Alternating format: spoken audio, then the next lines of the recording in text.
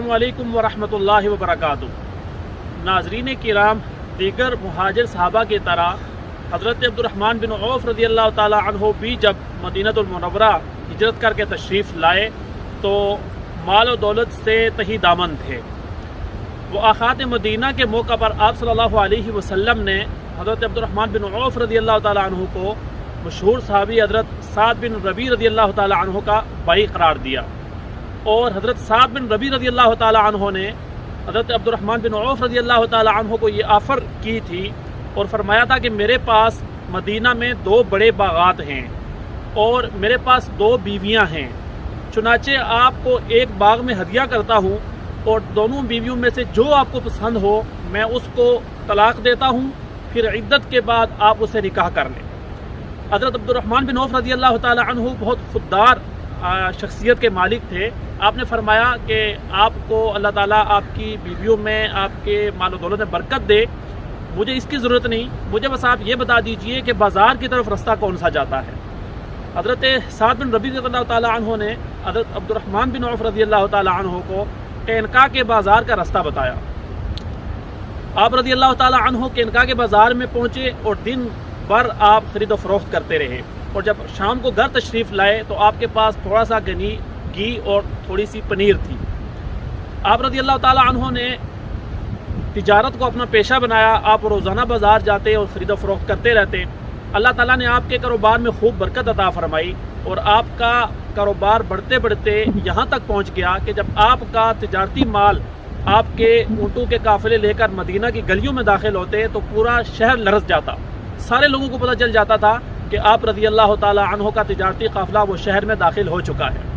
और आपकी तिजारत को अल्लाह ताला ने कितनी बरकत दी थी और आप तिजारत के किस मेयार पर पहुँचे थे, इसका अंदाज़ा आप इस बात से लगा सकते हैं कि आप रज़ी अल्लाह ताला अन्हु ने जो माल तिजारत से कमाया उसमें से एक मौका पर आपने 40,000 दराहिम वो अल्लाह के रास्ते में खर्च किए और एक दूसरे मौका पर आपने 50,000 दिनार अल्लाह ताला के रास्ते में दिए। एक मौका पर आपने 500 घोड़े वो अल्लाह के रास्ते में सदका किए और एक दूसरे मौका पर आपने 1500 ऊँट वो अल्लाह ताला के नाम के एक ही वक्त में दिए। और ये तो वो आपके सदक़ात थे जो आपने लोगों के सामने दिए और इसके अलावा जो आप खुफिया लोगों को देते थे वो इसके अलावा मशहूर है कि आप बहुत सारे मदीनतुल मुनव्वरा में रहने वाले मुसलमानों का कर्ज अदा कर दिया करते थे। बहुत सारों को आप कर्ज दिया करते थे और बहुत सारों को आप हदिये भी देते थे। आप रज़ी अल्लाह ताला अन्हु जब इस दुनिया से तशरीफ़ ले गए तो आपके पास 100 घोड़े, 1000 ऊँट और 3000 बकरियाँ मौजूद थी। और इसके अलावा जो आपने सोना अपनी विरासत में छोड़ा, और रिखीन ने लिखा है कि वो जब वरासा में तकसीम करने का वक्त आया तो मज़दूर बुलाए गए ताकि वो काट काट के वरासा में तकसीम करें और इस सोने को काटते काटते उन मज़दूरों के हाथ में छाले पड़ गए थे। और आप रज़ी अल्लाह ताला अन्हु की 4 बेवाएँ थी और हर एक बेवा को 1000 दिनार वो हिस्से में मिले और 1 लाख दिनार, और 1 लाख दिनार की आज पाकिस्तानी करेंसी में अगर वैल्यू मालूम करें तो वो तकरीबन 2 अरब रुपए से ज़्यादा बनती है।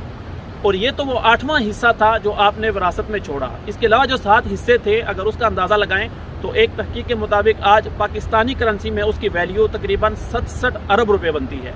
और ये 67 अरब रुपये सिर्फ सोने की वैल्यू है, इसके अलावा जो बाकी आपने चीज़ें छोड़ी वो इसके अलावा थी। तो आप रज़ी अल्लाह ताला अन्हु ने ये सारा कैसे कमाया या आपकी इस तिजारत का राज क्या था, ये बड़ी अहम बात है। सबसे पहला राज जो आपकी कामयाब तिजारत का था वो यही इन्फाक फ़ी सबीलिल्लाह था।